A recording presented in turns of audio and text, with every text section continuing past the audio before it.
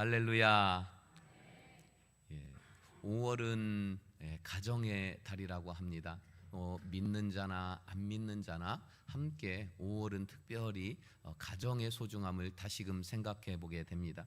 우리는 지난주에 가정을 천국으로 만듭시다 이런 제목으로 집에 갈 때 자주 선물을 들고 가자, 사랑한다는 말, 칭찬의 말, 축복의 말로 가족을 먼저 축복으로 선제 공격하자, 그리고 집에서 가장 낮은 자가 되자, 이렇게 가정을 천국으로 세우자는 말씀으로 은혜를 나누었습니다. 그랬더니 지난 한 주간 동안에 우리 교인들, 성도님들 중에서 많은 분들이 말씀을 들었으니 그렇게 하겠다고 실천을 하면서 가정을 천국으로 만들어가는 그런 소식을 들으면서 참 감사했습니다. 오늘은 어버이 주일입니다. 그래서 부모를 기쁘게 하는 3가지의 선물, 이런 제목으로 함께 은혜를 나누려고 합니다. 이 소망교회의 원로 목사님인 곽선희 목사님이 계신데요, 그분은 이북이 고향입니다. 그분이 어렸을 때에 할아버지에게 들은 옛날 이야기다 하면서 전해주는 말씀을 들은 적이 있습니다. 큰 고을에 이 부잣집에 한 효자가 살고 있었어요. 부모님에게 잘하고 그랬더니 자기도 기분 좋고 부모님도 좋고, 또 사람들이 효자라고 인정해주고 칭찬을 해주니 그것도 좋은 일이고, 그래서 부모님에게 잘하려고 늘 애를 쓰는 사람이 있었고 효자라고 소문도 많이 났습니다. 어느 날 그에게 또 다른 소문이 들립니다. 진짜 효자는 저 깊은 산속에 있는 사람이 진짜 효자다, 최고의 효자다, 이런 소문을 들어요. 도대체 그 사람은 어떻게 하길래 진짜 효자라는 그런 소문이 났을까 궁금해하다가 한 번은 그에게 직접 찾아가 보기로 합니다. 찾아가서 물어서 찾아갔더니 효자는 안 보이고 노모, 어머니만 계신데, 내가 소문을 듣고 왔다 그랬더니 그 어머니는 정신이 조금 혼미하고 오락가락하는 그런 분이었는가 봐요. 아이고, 우리 아들이 그렇게 효자라고 소문이 났냐고, 그러면은 참 기쁜 일이라고 하면서 그 노모와 이야기를 주고받는 중에 이제 효자 아들이 들어옵니다. 나무를 한 짐 해가지고 땀을 뻘뻘 흘리면서 지게를 지고 들어오는데, 어머니가 자기하고 얘기하다 말고 포선발로 막 뛰어가시는 거예요. 그러더니 세숫대야에 시원한 냉수를 가득 담아가지고 있는데, 그 아들이 지게를 내려놓더니 땀 흘리는 얼굴을 어머니 앞에 쑥 내미는 거예요. 그러니까 어머니가 세숫대에 그 불로 아들의 얼굴을, 땀을 깨끗하게 씻겨줍니다. 그러더니 이번에는 아들이 다리를 이렇게 걷어 올리더니 그 세숫대야에 자기 발을 담그는 거예요. 그 어머니는 이번에도 아들의 발을 그렇게 정성스럽게 씻어주시는 거예요. 그래서 소문 듣고 왔었던 이 효자가, 아이고, 내가 잘못 왔나 보다, 저런 불효자가 있나, 그리고는 슬며시 나오고 있는데 이 아들이 쫓아오면서, 아이고 형님, 이렇게 오셨으면은 우리 집에서 식사라도 하고 가셔야지, 그냥 가는 법이 어디 있냐고 억지로 끌고 들어가서 그 집에서 식사를 하며 대화를 나눕니다. 나는 효자라는 소문을 듣고 좀 배워보려고 왔는데 당신은 내가 보니 효자가 아니군요. 그랬더니 맞다고, 나는 효자가 아니라고, 또 이 나이 되도록 결혼도 못하고 어머니에게 나는 효자가 아닌데, 근데 한 가지는 있다. 아까 나를 세수를 시켜주고 발을 씻겨주는 우리 어머니의 표정을 보셨냐 묻습니다. 근데 잘 못 봤다고 그랬더니 우리 어머니는 나를 땀을 씻겨주고 발을 씻겨줄 때 세상에서 제일로 행복해하고 기뻐하셔요. 그래서 내가 밖에서 올 때는 힘들지도 않고 땀 안 흘렸어도 꼭 집 앞에 오면은 혼자 열심히 뛰고 땀을 억지로라도 많이 흘린다는 거예요. 그렇게 집에 들어와야지 내 땀을 씻어주는 엄마가 행복해하고 좋아하니까, 그렇게 해서 발도 내가 일부러 어머니한테 내드리면 그럼 어머니는 그렇게 좋아하신다는 거예요. 이 말을 들은 그 큰 고을의 효자가 자네가 진짜 효자일세 하면서 집을 나왔다고 합니다. 미국의 심리학자가 있어요. 메리 파이퍼라고 하는 사람이 있는데, 이 사람이 말하기를 노인을 사랑하는 것은 자기의 미래를 사랑하는 것이다, 이렇게 말했습니다. 그의 유명한 책이 있는데 또 다른 나라라고 번역이 돼서 우리나라에서도 나왔어요. 거기에서는 자녀 세대와 노인 세대, 부모 세대와 자녀 세대가 싸우지 않고 잘 지낼 수 있는 방법들을 몇 가지 소개를 합니다. 첫째는 부모의 속마음을 헤아려 줘야 한다고 합니다. 부모님들은 지나치게 절약을 해요. 어지간히 어두워서는 불도 안 켜고요, 어지간히 추워서는 보일러도 가장 늦게 켜기 시작합니다. 상한 음식인데도 버리는 것을 주저합니다. 근데 이런 현상들은 전쟁을 경험하고 가난을 경험한 연세 많은 분들에게서 보편적으로 나타나는 현상이래요. 그래서 그것을 막 핀잔하지 말고 그것을 인정해주고 헤아려 주라는 겁니다. 그리고 두 번째로는 늙은 것이 곧 나약한 것은 아니다. 노인 교통사고를 우리는 목격하지요. 그리고 가스레인지 불 켜놓고 잊어버리고 안 끄는 경우도 보게 되지요. 그리고 또 전화 약속을 해놓고는 깜빡 잊는 분들도 있습니다. 이것은 늙어서 그런다 이렇게 말하면 안 된다는 거예요. 젊은이도 그럴 수 있고 누구나 할 수 있는 실수지 늙었기 때문에 하는 실수가 아니라는 거예요. 그리고 또 노인들은 단순한 것에서 기뻐하신다는 겁니다. 그래서 부모님을 우리는 따로 살 경우에 종종 찾아뵙습니다. 일주일에 한 번 혹은 한 달에 몇 번 찾아뵙지요. 내 시간 날 때 내 맘대로 불쑥불쑥 하는 것은 그것도 괜찮지만 더 좋은 방법은 날짜를 약속해 놓고 가고, 그거보다 더 좋은 것은 미리미리 규칙적으로 몇 월 며칠 혹은 몇 요일은 아들이 딸이 오는 날 한 달에 몇 번 딱 정해놓고 가라는 거예요. 왜냐하면 불쑥 찾아가면 그 순간만 어머니는 부모님은 기뻐요. 그런데 약속을 미리 하면은 그 약속 날짜가 다가올 때 하루하루 지나면서 부모님은 생각하십니다.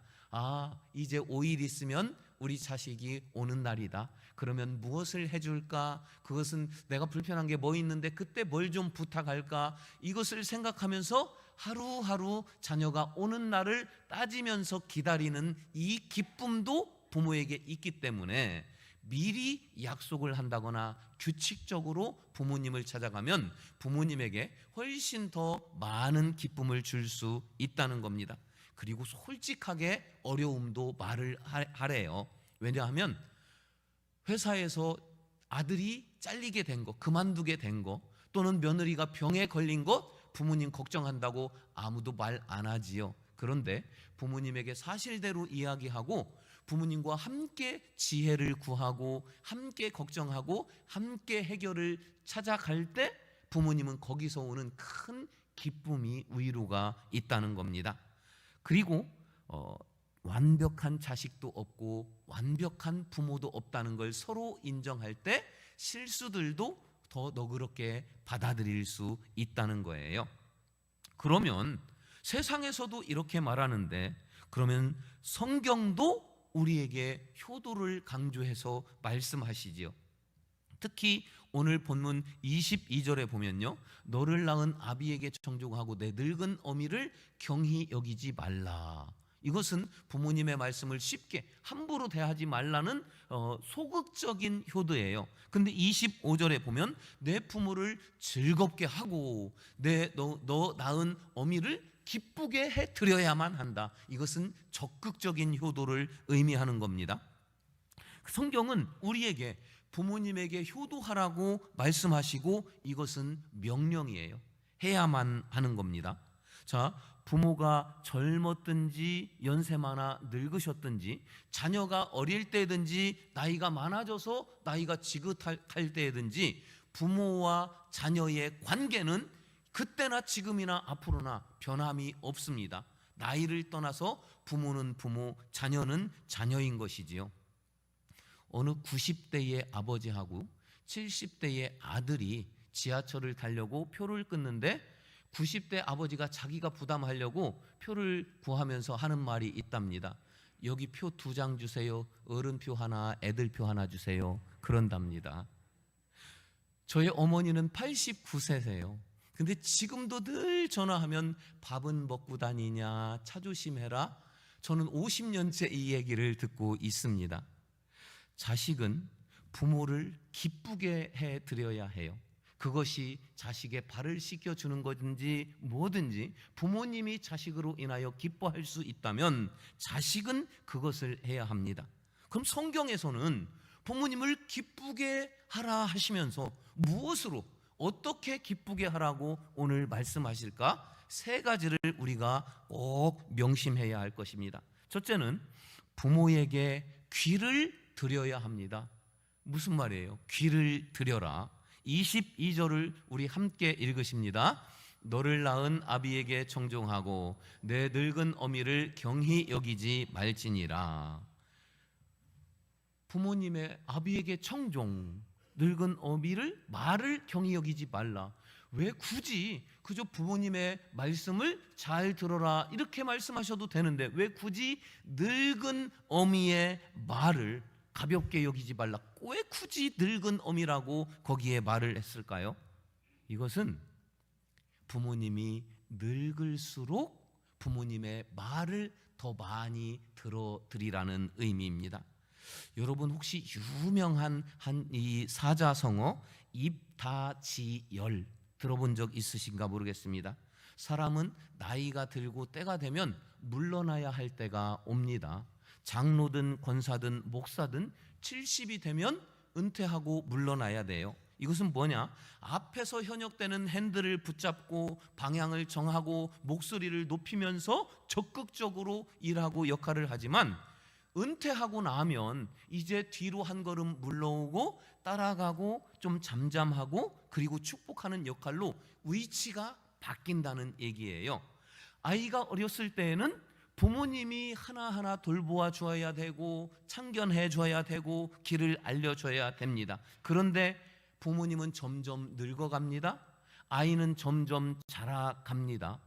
이제는 부모가 자녀를 돌보아야 할 것이 아니고 자녀가 부모를 돌보아야 한다는 거예요. 입장이 바뀌는 거예요. 입장이 바뀌면 어떻게 하냐? 입다지열. 세상은 그렇게 말합니다. 입은 다물고 지갑은 열어라. 이게 입다지열이래요. 부모가 연세가 많아질수록, 사람이 연세가 많아질수록 그 말의 권위가 떨어집니다. 현역 장로님이 한마디 하는 것과 은퇴한 할아버지 장로님이 한마디 할 때 별로 잘 듣질 않아요. 은퇴한 목사님이 얘기해도 잘 듣지 않아요. 나이가 많아지면 그 말의 권위가 떨어집니다. 약국에 가도 그렇고요, 병원에 가도 그렇고요, 어디를 가도 나이 많으면 별로 말을 해도 잘 들어주지 않아요. 이게 세상의 흐름입니다. 그런데 그런 부모에게 누가 귀를 기울여 주라? 자식만큼은. 세상에서 아무리 큰 소리를 외쳐도 크게 말해도 사람들은 그 말을 쉽게 생각하고 들어주질 않아요. 쉽게 무시합니다. 심지어 어떤 무식한 정치인은 노인들은 투표권마저도 축소시켜야 한다 이렇게 말합니다. 세상은 말합니다. 입다지열. 늙으면 입 다물고 지갑만 열어라. 그러나 하나님은 우리에게 말씀하십니다. 늙은 어미의 말을 잘 새겨 들어라. 어머니에게 귀를 들여라. 그래서 어머니로 하여금, 늙은 부모님으로 하여금 잔소리도 많이 하게 하고 하루 동안 어떻게 지냈는지, 무엇이 불편한지, 무엇이 좋은지 부모님이 하는 말을, 그 말이 크게 의미가 없더라도 열심히 새겨 듣고 말을 많이 하시도록 그렇게 자녀들은 부모에게 귀를 열어드리라고 말씀하십니다. 이것은 하나님의 명령입니다. 연로하신 부모님의 말을 많이 들어드릴 수 있는 자녀들이 되시기를 주의 이름으로 축원합니다. 두 번째로는 부모에게 믿음을 드리라고 합니다. 귀를 드렸는데 이번에는 믿음을 드려야 돼요. 24절 보니까 의인의 아비는 크게 즐거울 것이요 지혜로운 자식을 낳은 자는 그로 말미암아 즐거울 것이라.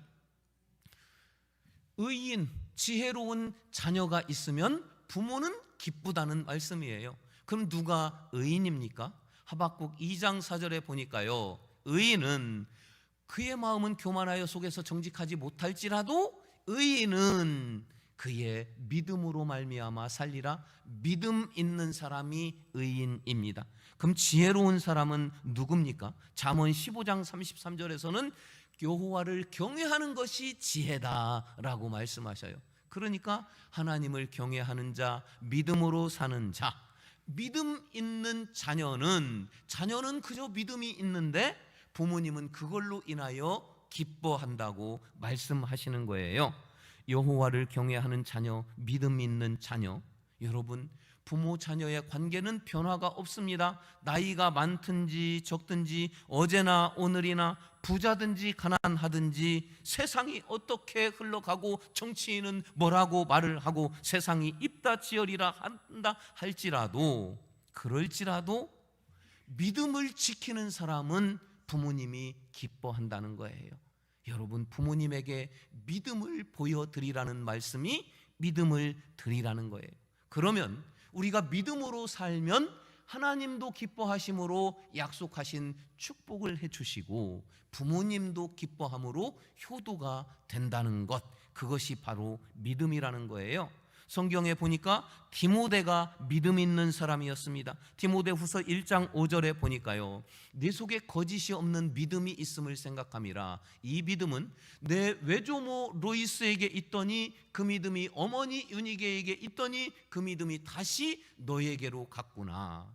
할머니의 믿음이 어머니에게, 어머니의 믿음이 다시 나에게, 나의 믿음이 다시 자녀에게 전수되어지는 것을 보면서 부모님은 기뻐하고 하나님은 복 주시고 우리는 효자가 된다 하는 것입니다. 여러분, 믿음에서 많은 자녀들이 떠나갔어요. 이게 한국 교회의 솔직한 현실입니다. 제가 직접 아는 한 권사님은 젊을 때에 일찍 남편과 사별했습니다. 근데 이분이 3형제 아들이 있는데 사업 수완이 좋으셔서 젊을 때부터 사업을 통해 돈을 많이 벌었어요. 그래서 너무 바빴습니다. 자기는 어떻게든 이렇게 저렇게 해서 믿음을 간신히 지켰어요. 그런데 새 아들에게는 교회 나가면 돈 줄게, 그래서 교회 한번 나갈 때마다 용돈을 두둑히 주었습니다. 새 아들이 고등학생이 될 때 어머니는 새 아들들에게 똑같이 말했습니다. 지금부터 3년 동안은 공부에만 집중하자. 좋은 대학교 간 후에, 그 후에 다시 교회 나와도 된다. 그리고 고등학생이 되자 이 세 아들은 다 교회를 떠났습니다. 지금 중년의 나이가 됐는데 지금까지도 돌아오지 않고 있습니다. 이 어머니는 그새 돈을 많이 벌어서 100억대의 재산을 쌓았어요. 그리고 이 어머니는 제가 신방을 갔는데 눈물을 글썽이며 한탄합니다.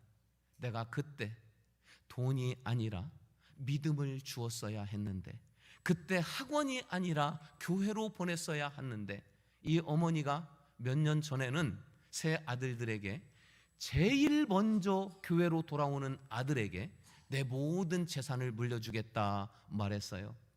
앞다퉈 올 줄 알았습니다. 먹고 살만한 아들 한 명도 교회로 아직도 돌아오지 않고 있습니다. 사랑하는 성민 성도 여러분, 믿음이 먼저입니다. 무엇보다도 자녀에게 믿음을 주어야 하고, 자녀된 여러분, 믿음으로 내가 세워질 때 그것이 부모에게 진짜 효도하는 참 효도이니 믿음으로 세워지는 여러분 되시기를 소망합니다. 세 번째, 부모를 무엇으로 기쁘게 할까? 부모에게 이번에는 마음을 드려야 합니다. 26절 보니까요, 내 아들아 네 마음을 나한테 다오, 이렇게 말씀하시지요. 이게 무슨 말이냐? 부모의 마음을 헤아려 알아들여야 한다는 것. 그 다음에 두 번째로는 부모님이 살아온 인생 여정을 그리 자랑스럽지 않더라도 인정해드리고 자식만은 그것을 알아들여야 한다는 것. 또 한 가지는 부모님이 자녀에게 말해주는 그 가르침을 기쁨으로 새겨 들으라는 의미입니다. 모든 부모가 자녀에게 다 본이 될 수는 없어요. 사실 자녀에게 오히려 본이 되지 못하는 부모도 많습니다. 아무리 훌륭한 부모라 할지라도 모든 면에서 본이 될 수도 없어요. 왜냐하면 사람은 완전하지를 못하기 때문입니다. 그래서 못 배운 부모님이 그렇게 자녀들에게 공부하라고 강조하지요.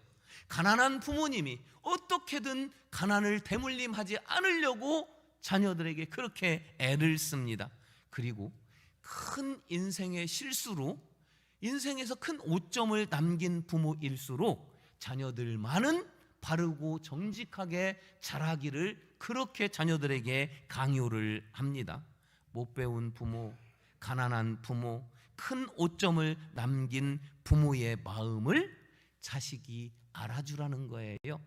부모님이 살아온 인생이 세상 사람들이 칭찬할 만큼 자랑스럽지 않더라도 그 부모님이 열심히 살아온 평생을, 인생길을 적어도 자식만큼은 알아주고 인정해 주라는 겁니다.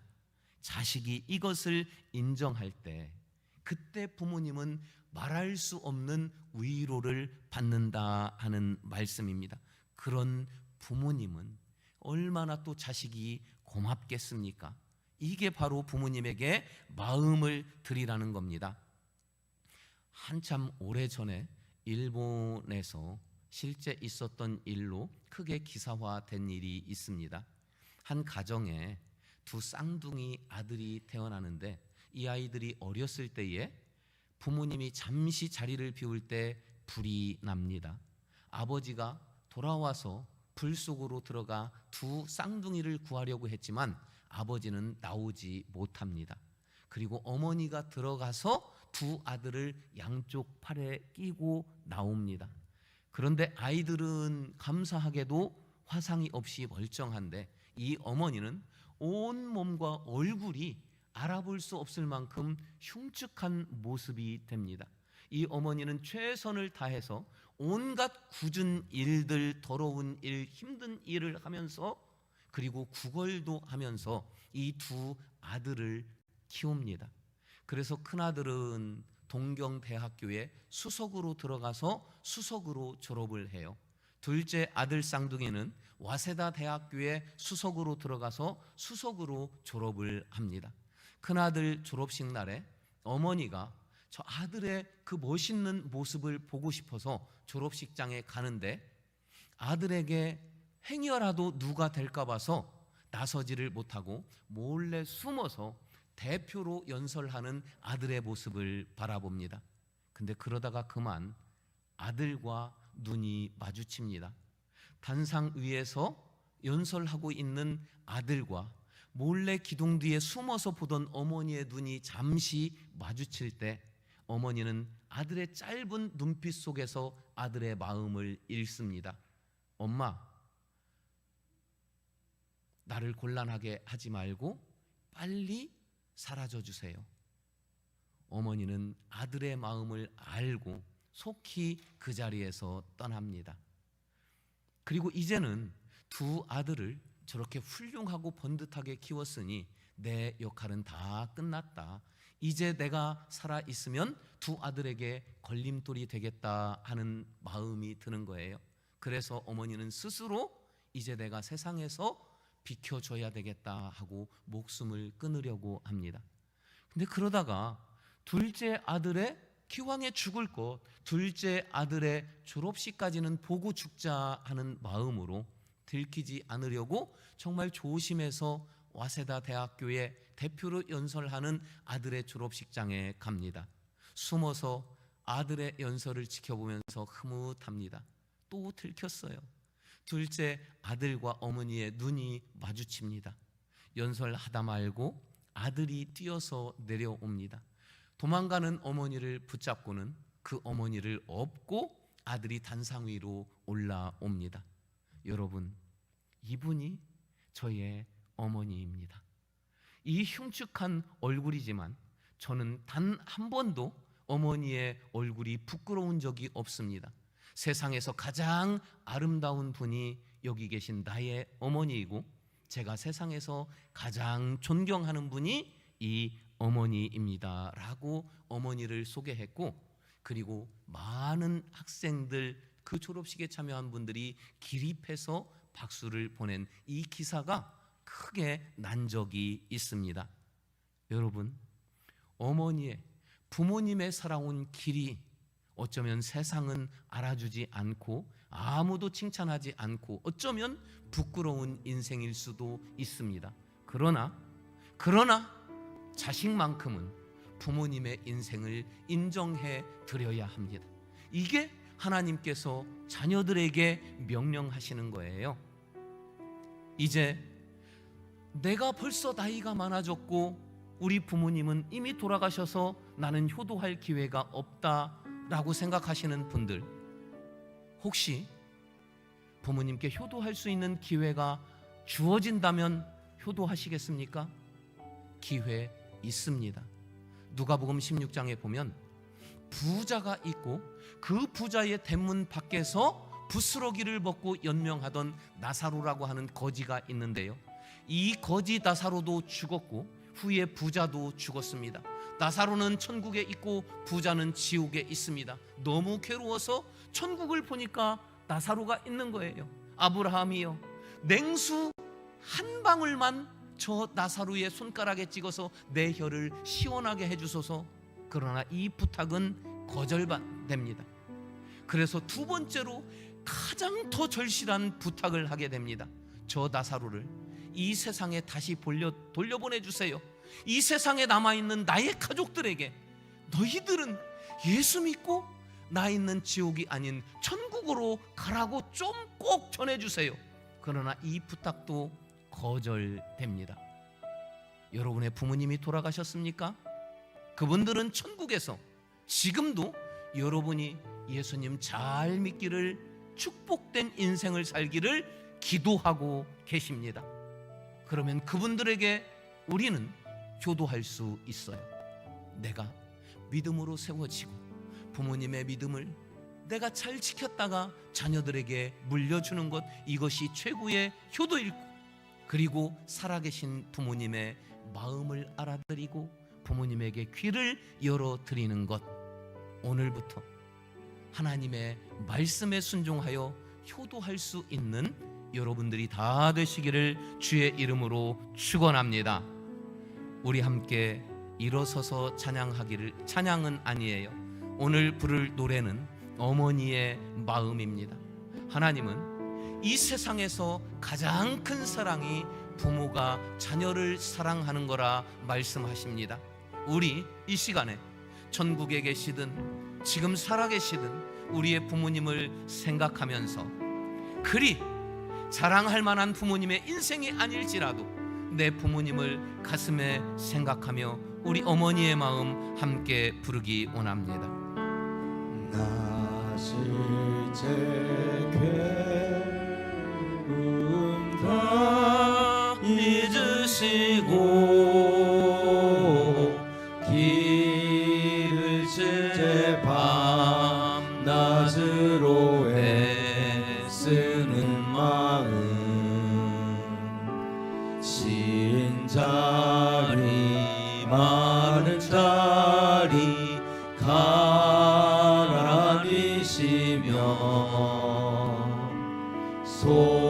손발이 닿도록 고생하시네. 부모님을 가슴에 새기며 가슴에 손을 얹고 노래 부릅시다. 그 무엇이 널 따리요. 어머님의 희생에 다이 없어라. 어려선 않고 없고 어려선 않고 없고 올려주시고 자라선 분기 되어 기다리는 마음, 알을 쌓 그릇 될 쌓 자식 생각에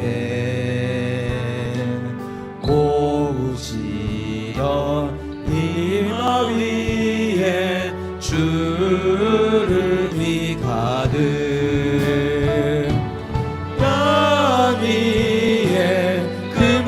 것이 높다 하리요.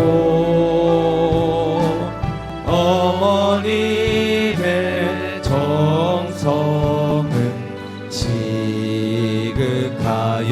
사람의 마음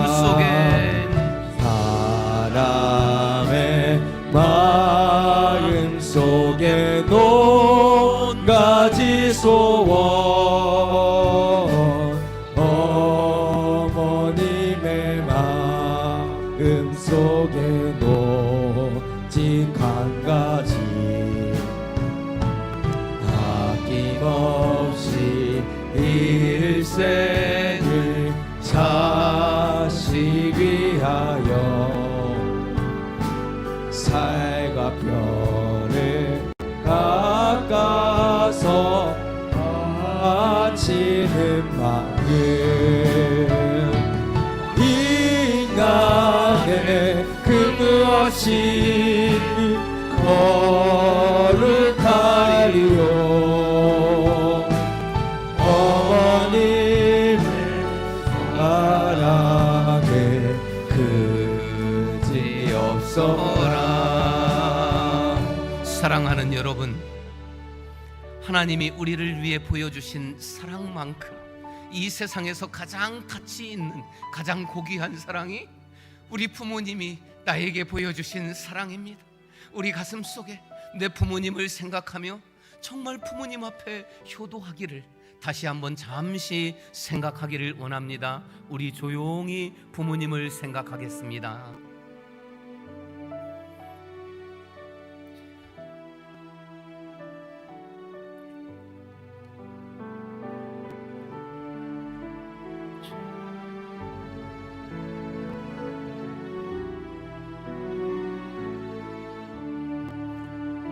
자비롭고 은혜로우신 아버지 하나님, 하나님께서 우리 부모님을 통해서 이 땅에 나를 존재하게 하였나이다.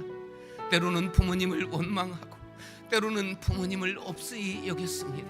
주여, 하나님께서 명령하시기를 부모님을 공경하라고, 부모님의 말에 귀를 기울이고 믿음을 보여주고 그 마음을 헤아리라고 말씀하셨나이다. 이제 조금이라도 부모님께 효도할 수 있는 우리 자녀들 되기를 원하오니 이 마음을 받아 주시옵소서.